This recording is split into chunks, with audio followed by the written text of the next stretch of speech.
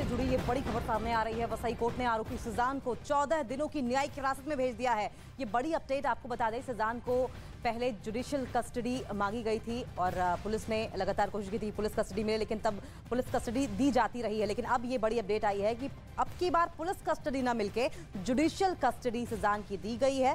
कोशिश पुलिस की ओर से ये थी कि पुलिस कस्टडी मिले, लेकिन बड़ी जानकारी है कि सुजान को 14 दिनों की न्यायिक हिरासत यानी कि जुडिशियल कस्टडी में भेज दिया गया है। वसई कोर्ट ने आरोपी सुजान को न्यायिक हिरासत में भेज दिया। ये बड़ी अपडेट आपको बता दें कि पुलिस लगातार इस न्यायिक हिरासत के दौरान पूछताछ करेगी।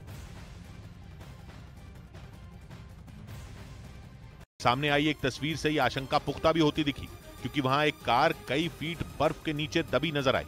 अमेरिका में बर्फीला तूफान इतनी बर्फ उड़ेल कर गया है कि उसका ढेर हटाए नहीं हट रहा। ये अपने खेत में 2000 मछलियां पाल के हर 6 महीने में 3 लाख तक कमा रहे हैं। आपको भी ये करना है, इनसे सीखना है तो फ्रीडम ऐप को अभी डाउनलोड कीजिए। वहाँ के न्यूयॉर्क राज्य के बफलो शहर में बर्फ का ढेर देखकर तो ऐसा लगा जैसे सामने बर्फ की फैक्ट्री हो, जहाँ थोक के भाव में बर्फ बनाई गई हो। और जब तक वो बर्फ हटेगी तब तक उसके नीचे दबे लोगों के बचने का कोई भी चांस नहीं बचेगा। यानी 60 के पार जा चुका मरने वाले लोगों का आंकड़ा इससे भी ज्यादा बढ़ेगा। लेकिन ऐसे जानलेवा बर्फीले तूफान के बीच भी अमेरिका से हैरान करने वाले वीडियो सामने आए, जिनमें लोग जमकर लूटपाट करते दिखे।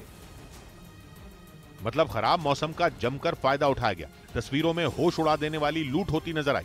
दरवाजों का कांच तोड़कर दुकानें लूटी गईं। ऐसा कोहराम मचाया गया कि सुपरमार्केट में सब कुछ तहस नहस दिखा। शेल्फ के शेल्फ खाली हो गए। लोग थैले भर भर कर सरेआम लूटा हुआ सामान लेकर चलते बने और कोई रोकने टोकने वाला तक नहीं। इधर हरियाणा सरकार में खेल राज्य मंत्री संदीप सिंह पर एक जूनियर महिला कोच ने छेड़छाड़ का आरोप लगा दिया। साथ ही उन्होंने दावा किया कि संदीप सिंह ने अपने ऑफिस के एक केबिन में उनके साथ बदतमीजी करने की कोशिश की थी। इन्होंने मेरा टी-शर्ट भी फाड़ दिया उस टाइम। हालांकि संदीप सिंह ने इन आरोपों से साफ इनकार कर दिया। जांच होनी चाहिए और जांच मैं करवाऊंगा भी, क्योंकि मेरी छवि को खराब किया गया है। छेड़छाड़ का आरोप लगाने वाली महिला कोच ने इस मामले में चंडीगढ़ में शिकायत दर्ज कराई। साथ ही मुख्यमंत्री से मिलने की मांग भी की। उधर इजराइल और अमेरिका को धमकी देने के साथ ही ईरान ने समंदर में एक बड़ी मिलिट्री ड्रिल शुरू कर दी। ईरान के मीडिया के मुताबिक ये सैन्य अभ्यास स्टेट ऑफ हॉर्मुज में हो रहा है। ये समंदर का वो रास्ता है जहां ईरान और अमेरिका भिड़ते रहते हैं। और अब ईरान ने अमेरिका और इजराइल को अपनी ताकत दिखाने के लिए उसी जगह को चुना है।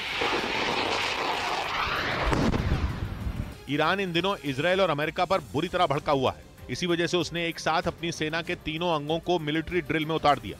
यानी वो जमीन, आसमान और समंदर तीनों जगहों पर जंग की तैयारी दिखाना चाहता है। ईरान की इस ड्रिल में उसके घातक ड्रोन भी शामिल हुए, जो जासूसी करने के साथ ही दुश्मन को तबाह भी कर देते हैं। उसने स्ट्रेट ऑफ हॉर्मुज में अपनी खतरनाक पनडुब्बियों का दम भी अमेरिका और इजराइल को दिखाया।